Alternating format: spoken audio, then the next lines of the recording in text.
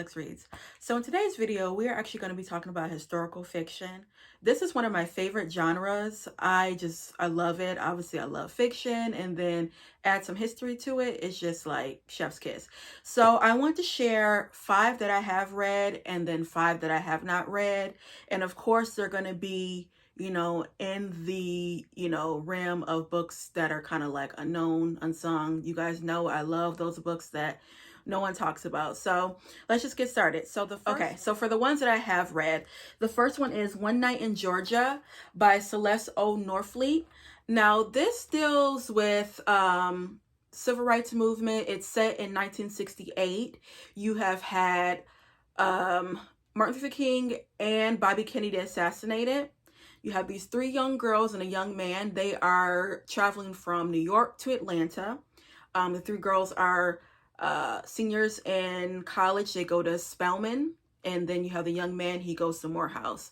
And they are traveling in this beautiful, luxury, expensive car. And of course, they are going to get stopped by the patrol. And oh Lord, it is just horrible. Like literally every city, every town that they stop in, they get stopped by the police. And clearly you already know it's because they're black and they have this expensive, nice car. And they're always, every policeman asks, whose car is this? Is this your car? Did you steal it?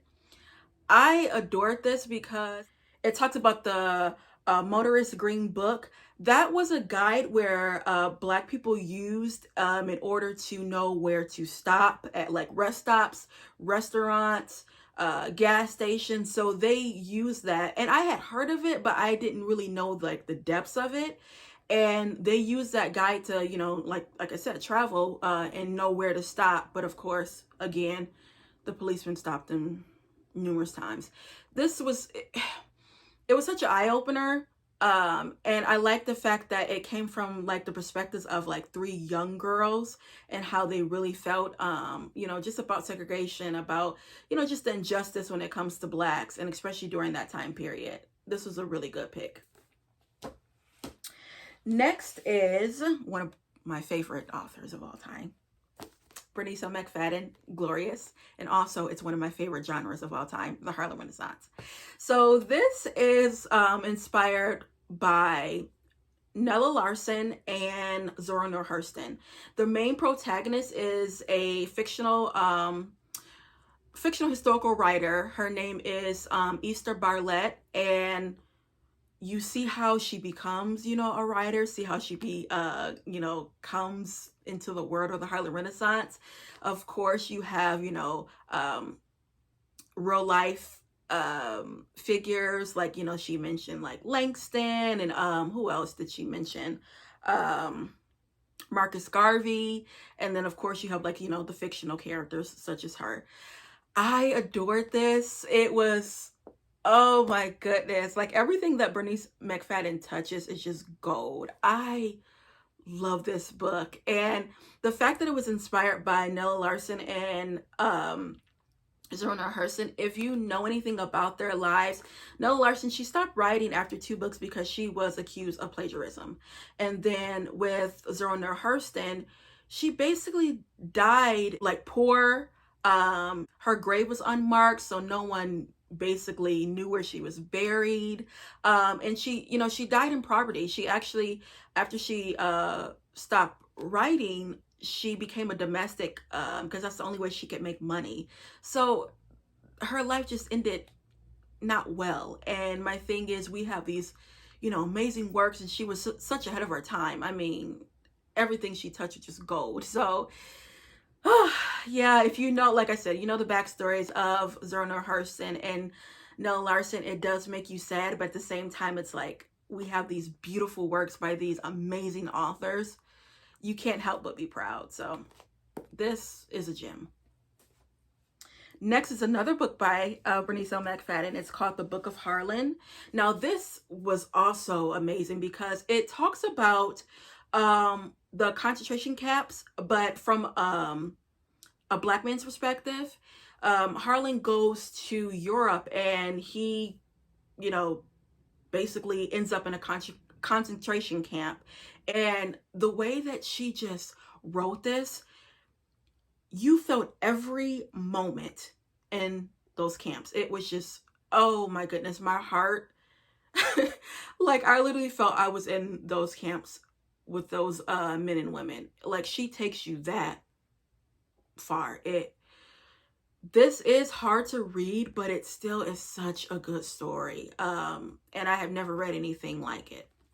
Next is Grace by Natasha Dion. So this talks about slavery. This is in like 1840, and the main protagonist, she escapes from her plantation, and she ends up at a house that is ran by a Jewish madam. It actually is a brothel.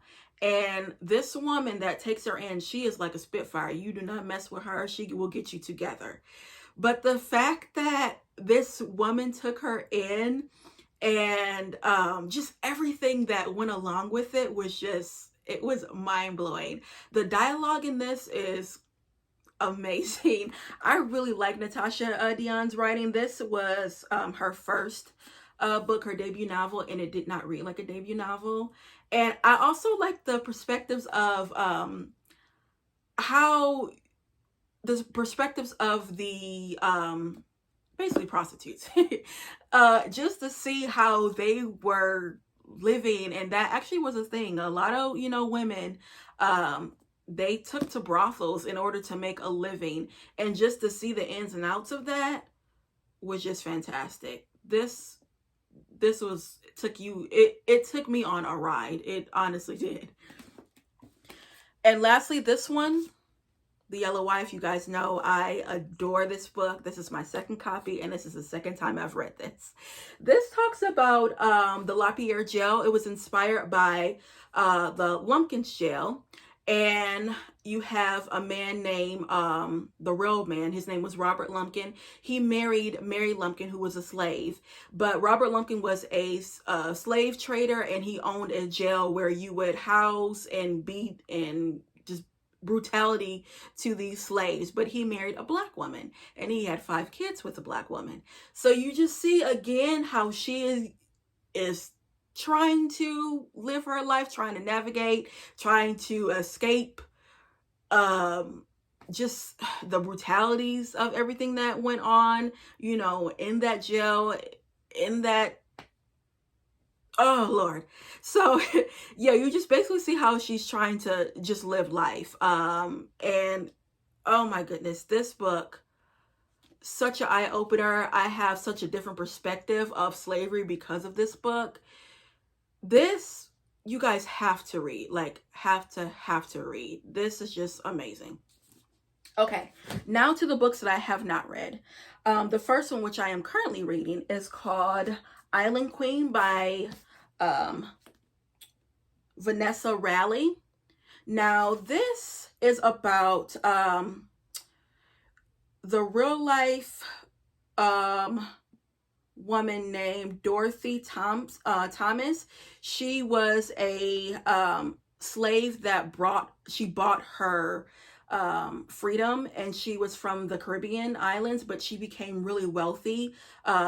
She held a lot of like land. She was a wealthy landowner, and basically you're just gonna see how she's able to, you know, become the wealthiest woman at that time. So this, I'm in about 50 pages, and so far I do like it. I mean, it's historical fiction, so I am really excited to read it. So, and I love the cover. It's so pretty. Next is Leaving Atlanta by Tarry Jones. Now, this is the only book I haven't read by Tarry Jones. I've read all her other books. This is talking about the child murders that happened in Atlanta in the late 70s.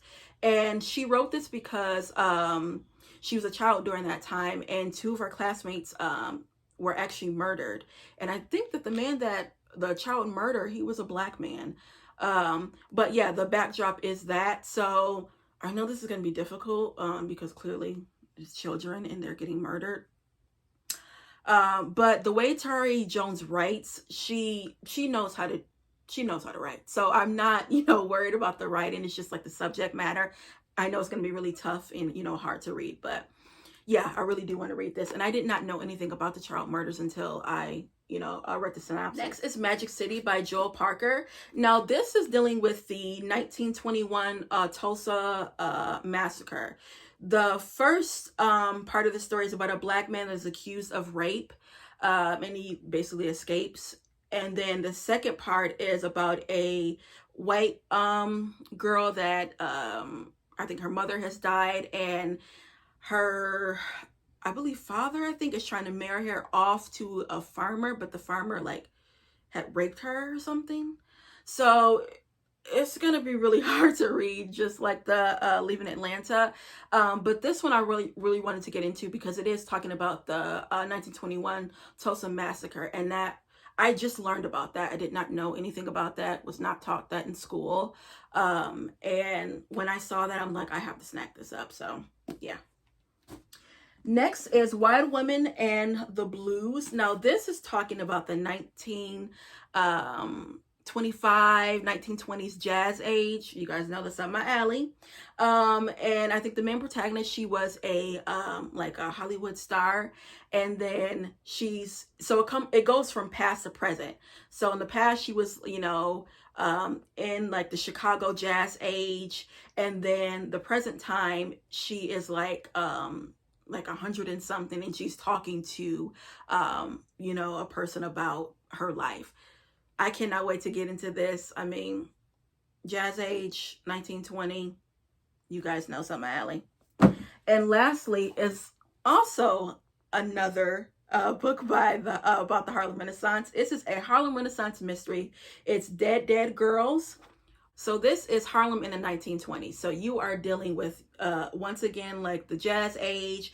But this comes with murder, brutality, just all the juicy details, and it's a mystery. So I cannot wait to get into this. And this cover is just unbelievable. And I think also, too, there's going to be a second book, because I think she's trying to make this into like a series.